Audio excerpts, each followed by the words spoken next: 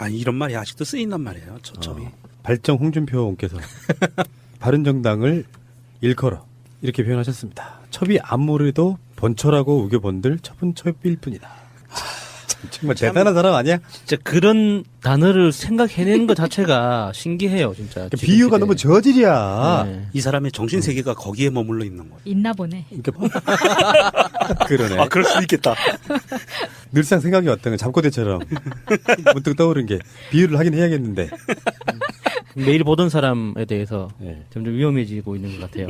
그래서 이혜원이 모 인터뷰에서 한 말이 있습니다. 마차님? 제1야당의 의석을 107석이나 가진 당의 대표가 할 수 있는 말이 아니라고 보고요.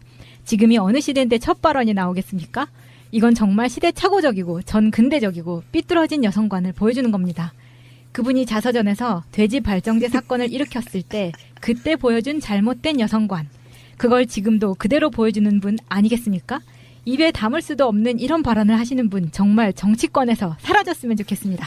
말씀 이렇게 하셨지만 속마음은 꺼져 이 새끼야. 그렇죠. 말이 좋아 여성관이지. 요거는 정신머리예요.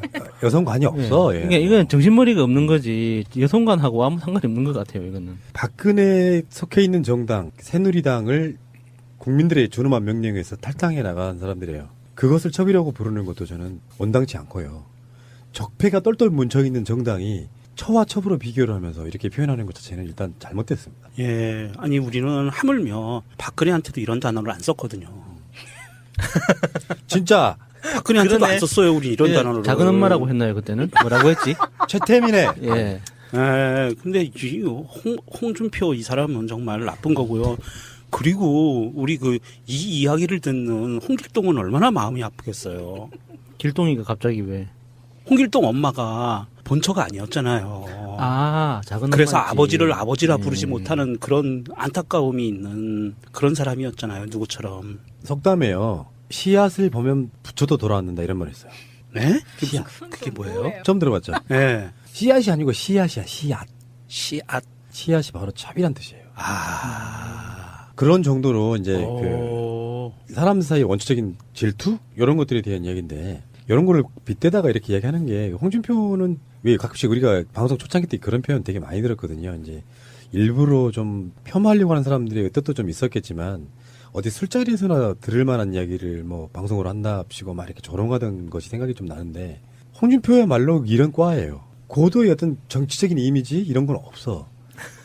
그냥 나오는 대로 씹으리는. 그러니까 이게 머리에 뇌 검사를 한번 받아봐야 되는 게 스타일이라고 인정해주면 안 될 것 같고요. 네. 이게 머리에서 한 번쯤 걸러주는 시스템이 없어요, 이 사람한테는. 그러니까 일종의 나는 병이라고 봐요. 비유들이 너무 저질이야. 그러니까 혁신위원장하고 지금 홍준표 당대표하고 둘이 하는 걸 보면 각자가 다른 당 사람 같아요. 혁신위원회는 혁신위원회대로 가고 당대표는 당대표대로 각자 다른 당인 것처럼 알아서 그냥 가는 것 같아요. 근데 결은 똑같잖아, 두 사람이. 제가 보기엔 결이 똑같은 것 같아요. 왜냐면 그래도 혁신위원장의 그 어떤 표현들은 뭔가 좀 배운 티는 나잖아요. 아니, 혁신위원장은 어디서 공부하고 왔다는 티는 나는데. 혁신위원장은 이런 말 얘기하잖아요. 일배하라고. 아, 그럴 수 있죠. 자기한테 필요하면은. 아, 그런 거예요? 예. 그러니까 그거는 우리가 일베에 대해서 갖고 있는 나쁜 이미지 중에 뭐 여성분들을 반인륜적인. 강간하나 뭐 네. 이런 식으로 하는 거지만 일베는 또 이제 우리나라에 이제 거의 안 남아 있는 그들만의 성지라고 생각해 보면은 그런 관점으로 이야기를 했겠죠. 근데 일베가 갖고 있는 사회적인 부정적 이미지들을 놓고 공당의 혁신위원장이 일베라고 말하는 건 홍준표랑 똑같은 새끼 이 새끼도.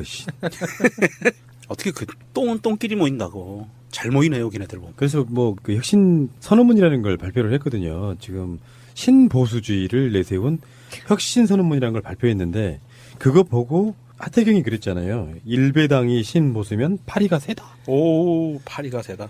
그러니까 지금 뭐 우리가 그 뉴라이트 이야기를 하는 것처럼 또 다른 개념의 뉴라이트를 포방한 거예요. 신보수 이렇게 해가지고. 근데 거기에서 보면은 이런 얘기가 나옵니다. 혁신위는 자유한국당 신보수주의의 가치의 깃발을 높이 든다.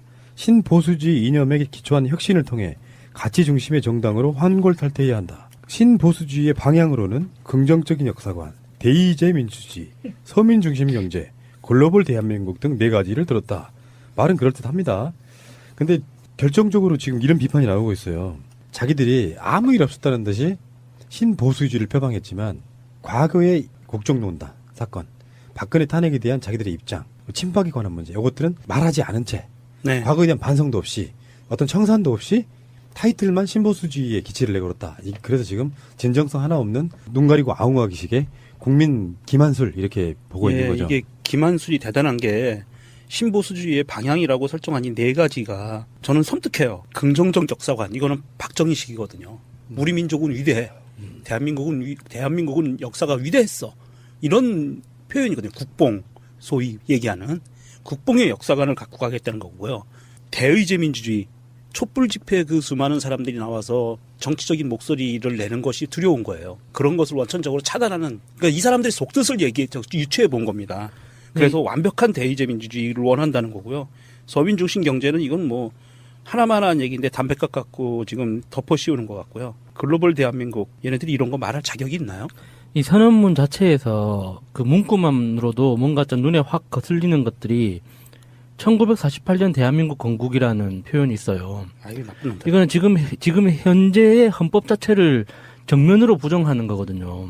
이 공당이 이런 표현을 공식 문서에 언급한다는 것 자체가 정말 개념이 없는 짓인 거고, 그리고 네 가지 가치 중에 대의제 민주주의를 확실하게 실현한다는 문장 안에 광장 민주주의와 같은 직접 민주주의의 위험을 막을 필요가 있다는 그렇죠. 표현이 나와요. 예, 그게 제일 무서운 거죠. 그러니까 이게 자신들이 어떤 걸 두려워하는지도 이제 다 드러나 있는 건데, 역사관부터 지금 현재 정치 철학의 문제 이런 것들을 일관성이 없는 거죠.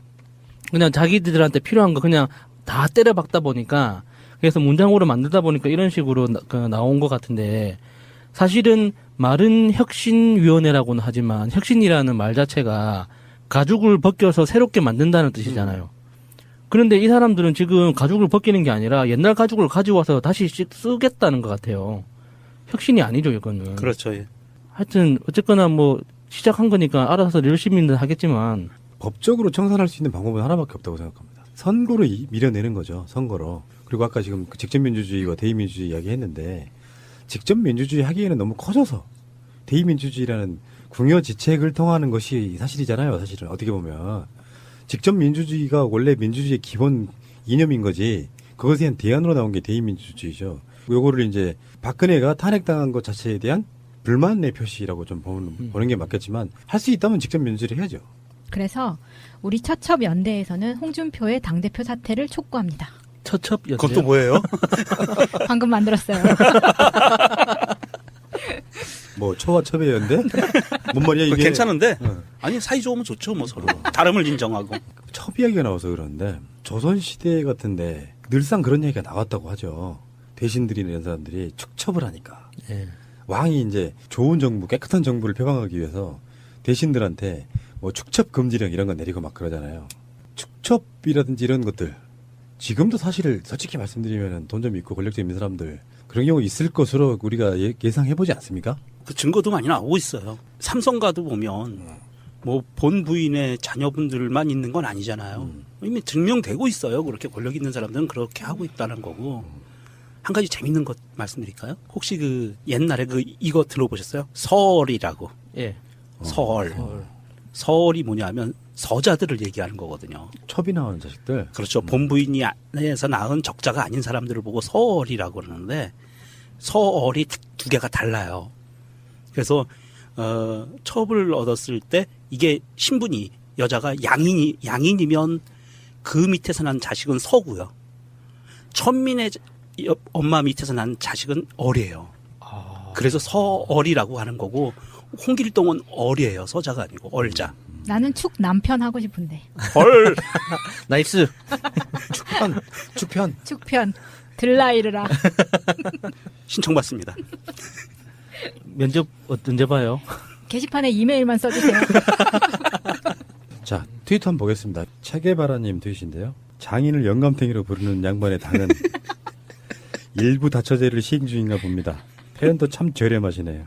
홍준표, 본처라고 우겨본들, 첩은 첩일 뿐, 바른정당 폄하. 달빛은 바람의 실려님이 이렇게 올려주셨네요. 홍준표 바른정당이 본처라고 우겨본들 첩은 첩. 그렇다면 자유당이 본처라는 말인데 대체 남편은 언놈이야? 이거 아까 우리가 이야기했던 거랑 비슷한 건데요. 호수라 6님은 홍준표가 첩이 번처라 외쳐본들 첩일 뿐. 근데요, 박근혜 친정엄마는 번처였어, 첩이었어? 뭐 이런. 그렇죠. 유경수 여사 말하는 거죠. 유경수 여사 둘째 부인이죠. 그건, 아니요, 셋째요. 그건 첩의 개념은 아니잖아요. 그러니까 예, 제가 한 거죠. 네. 박정희 씨가 본처와 헤어지고 두 번째 여자를 만나서 동거하고 아들을 낳고 살다가 아들이 죽고 여자와 헤어지고 세 번째 만난 게 유경수입니다. 혁신위원장의 그 어떤 표현들은 뭔가 좀 배운 티는 나잖아요. 어디서 공부하고 왔다는 티는 나는데. 혁신위원장은 이런 말 얘기하잖아요. 일배하라고. 아, 그럴 수 있죠. 자기한테 필요하면은. 아, 그런 거예요? 예. 그러니까 그거는 우리가 일베에 대해서 갖고 있는 나쁜 이미지 중에 뭐 여성분들을 반인륜적인, 강간하나 뭐 이런 식으로 하는 거지만 일베는 또 이제 우리나라에 이제 거의 안 남아 있는 그들만의 성지라고 생각해 보면은 그런 관점으로 이야기를 했겠죠. 근데 일베가 갖고 있는 사회적인 부정적 이미지들을 놓고 공당의 혁신위원장이 일베라고 말하는 건 홍준표나 똑같은 새끼 이 새끼도. 어떻게 그 똥은 똥끼리 모인다고. 잘 모이네요, 걔네들 보면. 그래서 뭐 그 혁신 선언문이라는 걸 발표를 했거든요. 지금 신보수주의를 내세운 혁신 선언문이라. 삐뚤어진 여성관을 보여주는 겁니다. 그분이 자서전에서 돼지 발정제 사건을 일으켰을 때 그때 보여준 잘못된 여성관. 그걸 지금도 그대로 보여주는 분 아니겠습니까? 입에 담을 수도 없는 이런 발언을 하시는 분 정말 정치권에서 사라졌으면 좋겠습니다. 말씀 이렇게 하셨지만 속마음은 꺼져 이 새끼야. 그렇죠. 말이 좋아 여성관이지. 요거는 정신머리예요. 여성관이 없어. 예. 그러니까 이건 정신머리가 없는 거지. 여성관하고 아무 상관이 없는 것 같아요. 이거는. 박근혜 속해 있는 정당 새누리당을 국민들의 준엄한 명령에서 탈당해 나간 사람들이에요. 그것을 첩이라고 부르는 것도 저는 원당치 않고요. 적폐가 똘똘 뭉쳐있는 정당이 처와 첩으로 비교를 하면서 이렇게 표현하는 것 자체는 일단 잘못됐습니다. 예. 아니, 우리는 하물며 박근혜한테도 이런 단어를 안 썼거든요. 제가 방송 초창기 때 그런 표현 되게 많이 들었거든요. 이제 일부러 좀 폄하하려고 하는 사람들의 뜻도 좀 있었겠지만 어디 술자리에서나 들을 만한 이야기를 뭐 방송으로 한답시고 막 이렇게 조롱하던 것이 생각이 좀 나는데 홍준표야말로 이런 과예요. 고도의 어떤 정치적인 이미지 이런 건 없어. 그냥 나오는 대로 씹으리는. 그러니까 이게 머리에 뇌 검사를 한번 받아봐야 되는 게 스타일이라고 인정해주면 안 될 것 같고요. 네. 이게 머리에서 한 번쯤 걸러주는 시스템이 없어요, 이 사람한테는. 그러니까 일종의 나는 병이라고 봐요. 비유들이 너무 저질이야.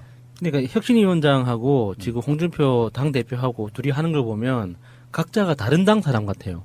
혁신위원회는 혁신위원회대로 가고 당대표는 당대표대로 각자 다른 당인 것처럼 알아서 그냥 가는 것 같아요. 근데 결은 똑같잖아, 두 사람이. 제가 보기엔 결이 똑같은 것 같아요. 왜냐면 그래도 이런 말이 아직도 쓰인단 말이에요. 저점이. 발정 홍준표께서 바른정당을 일컬어 이렇게 표현하셨습니다. 첩이 아무래도 번처라고 우겨본들 첩은 첩일 뿐이다. 정말 대단한 사람 아니야? 진짜 그런 단어를 생각해낸 것 자체가 신기해요, 진짜. 그러니까 비유가 너무 저질이야. 네. 이 사람의 정신 세계가 거기에 머물러 있는 거예요. 있나 보네. 그러니까 그러네. 아, 그럴 수 있겠다. 늘상 생각이 왔던 건 잠꼬대처럼 문득 떠오른 게 비유를 하긴 해야겠는데. 매일 보던 사람에 대해서 네. 점점 위험해지고 있는 것 같아요.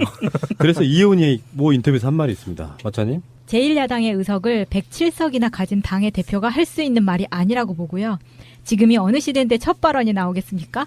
이건 정말 시대착오적이고 전 근대적이고 진짜 박근혜한테도 그러네. 안 썼어요, 우리 이런 예, 단어를. 작은 엄마라고 했나요, 그때는? 뭐라고 했지? 최태민의 예. 근데 홍준표 이 사람은 정말 나쁜 거고요. 그리고 우리 이 이야기를 듣는 홍길동은 얼마나 마음이 아프겠어요. 길동이가 갑자기 왜? 홍길동 엄마가 본처가 아니었잖아요. 작은 그래서 엄마였지. 아버지를 아버지라 예. 부르지 못하는 그런 안타까움이 있는 그런 사람이었잖아요. 누구처럼. 속담에요. 씨앗을 보면 부처도 돌아왔는다 이런 말 있어요. 네? 씨앗. 그게 뭐예요? 처음 들어봤죠? 네. 씨앗이 아니고 씨앗이야, 씨앗. 씨앗. 씨앗이 바로 첩이란 뜻이에요. 아. 그런 정도로 이제 오. 사람 사이 원초적인 질투 이런 것들에 대한 이야기인데 이런 거를 빗대다가 이렇게 이야기하는 게 홍준표는 왜 가끔씩 우리